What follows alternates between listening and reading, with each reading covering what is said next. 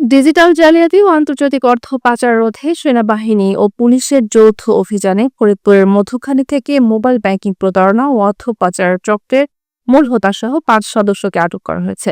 ১৪ জুলাই ভোররাতে গুপ্ত তথ্য ও দীর্ঘদিনের নজরদারির ভিত্তিতে ৩ দিনব্যাপী অভিযানে ফরিদপুর সেরা ক্যাম্প ও পুলিশের সমন্বয়ে এই অপতৎপরতার চক্রটি অবস্থান চিহ্নিত করা হয়। ১৫ রিভারাইন ইঞ্জিনিয়ার ব্যাটালিয়নের নেতৃত্বে পরিচালিত অভিযানে চক্রটির কেন্দ্র ছিল মধুখালী ডোমাইন ইউনিয়ন।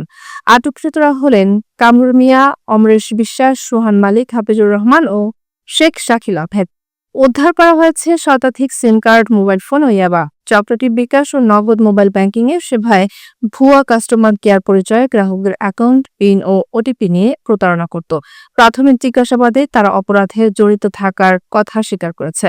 এই চক্র দেশের বিভিন্ন বিভাগে যেমন রাজশাহী, খুলনা, চট্টগ্রাম, বরিশাল ও ময়মনসিংহেও সক্রিয় ছিল। আটকদের বিরুদ্ধে মানি লন্ডারিং, সাইবার অপরাধ ও মাদকদ্রব্য নিয়ন্ত্রণ আইনে একাধিক মামলা প্রস্তুত করা হয়েছে। সেনাবাহিনী জানায়, অর্থনৈতিক নিরাপত্তা ও সামাজিক স্থিতিশীলতা রক্ষায় জিরো টলারেন্স নীতিতে কাজ চালিয়ে যাবে। জনগণকে মোবাইল ব্যাংকিং প্রতারণার ফাঁদে পড়তে না বলা হয় এবং সন্দেহজনক কার্যকলাপ সম্পর্কে আইন শৃঙ্খলা বাহিনীকে তথ্য প্রদানের জন্য আহ্বান জানানো হয়েছে। মধুখালী থানা এলাকার আইন শৃঙ্খলা নিয়ন্ত্রণের লক্ষ্যে মাদক উদ্ধার, অবৈধ অস্ত্র উদ্ধার এর জন্য গতরাতে 2টি পুলিশি অভিযানে মধুখালী থানা এলাকার আরপাড়া 4 খালের মোড় হতে অভিযান পরিচালনা করে একটি বাড়ি হতে